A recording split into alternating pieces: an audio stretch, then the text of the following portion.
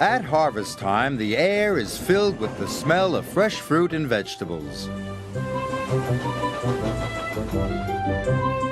The engines happily deliver their loads to market.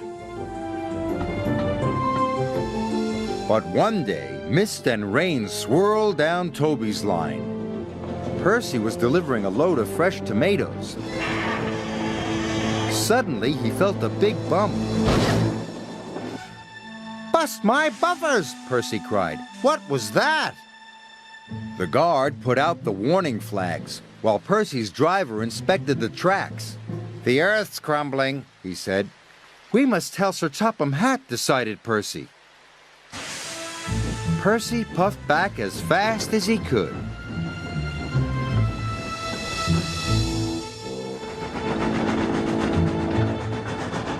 "I've got important news!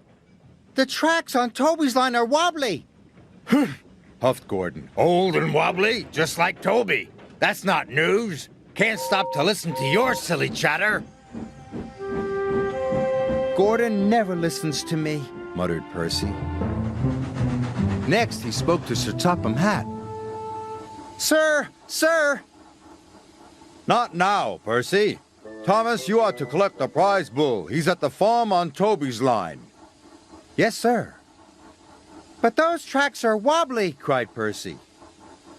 "They are safe enough," said Sir Topham Hatt. "Bye, Percy." "Nobody ever listens to me." Thomas was carefully chuffing through the rain.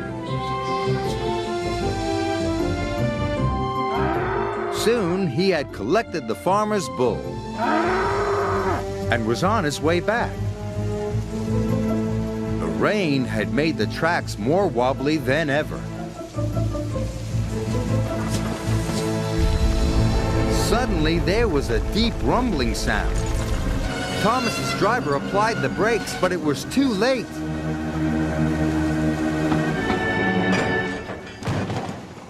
"Cinders and ashes!" cried Thomas. "We're stuck!" And they were.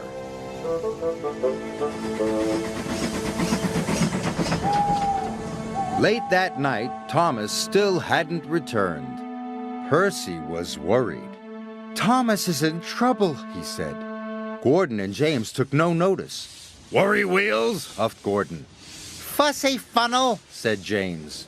"Please," Percy asked his driver, "can we find Thomas?" "Right away," said his driver.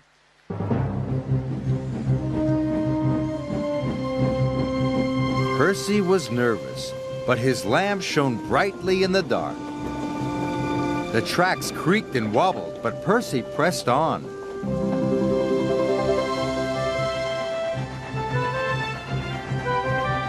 "Percy!" cried Thomas.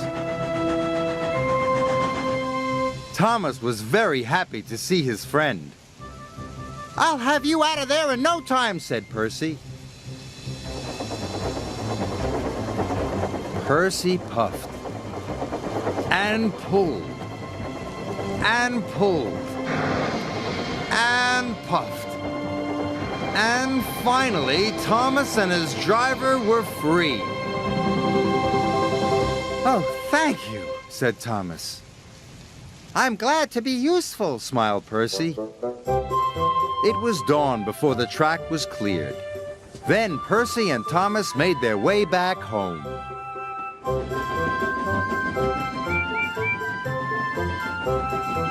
"Thomas is here," whistled Percy. "Percy saved the day," said Thomas. Agreed the bull. "I'm sorry, Percy," said Sir Topham Hatt. "We must do a better job of listening to you in the future." Percy was pleased.